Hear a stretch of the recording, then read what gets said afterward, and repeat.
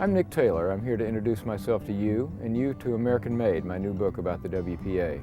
The WPA was the Works Progress Administration, the program that put the country back to work during the wreckage of the Great Depression. I'm standing here with the New York City skyline in the background because New York City represents, as well as any city in the country, the work that the WPA did. It built roads and bridges and schools and libraries and museums. The WPA employed not only laborers, but artists, writers, actors, musicians, teachers. And in so doing, it totally changed the relationship between the government and the people.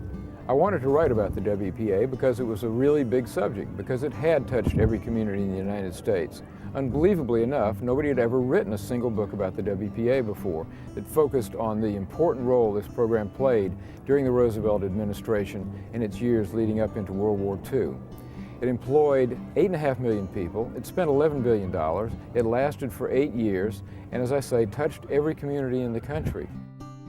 Here we are inside the reptile wing of the Staten Island Zoo, which was built by the WPA in 1936. It was the nation's first educational zoo when it was opened. It also had a mammal wing and a bird wing, no pun intended. Zoos in those days were just beginning to free animals from their cages, so there were a lot of monkey islands.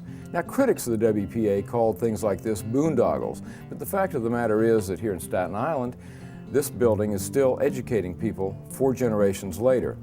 Not only did the WPA build things like educational zoos, but other projects like schools, libraries, and museums all around the country. And, because they wanted people to have fun, recreational projects too. One of the things the WPA did was build a lot of swimming pools, like the one we're standing in the middle of right now.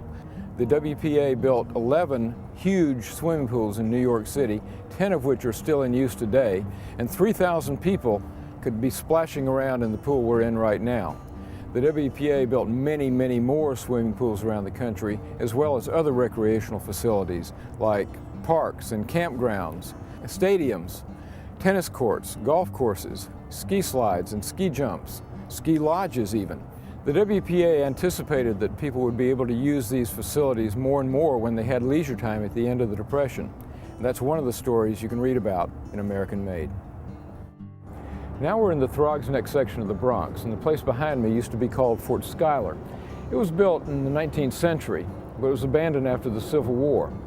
In the 30s, the WPA restored it and turned it into the New York Merchant Marine Academy. It's now part of the state university system. But it's just one example of the work the WPA did to help get the nation ready for World War II by restoring deteriorated military bases and building airports, armories, and other military installations all around the country.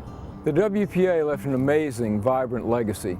I learned so much more about America and its people than I ever thought I would when I started researching this book. And mostly it's a story about so-called ordinary people who did extraordinary things. And all of it was American made.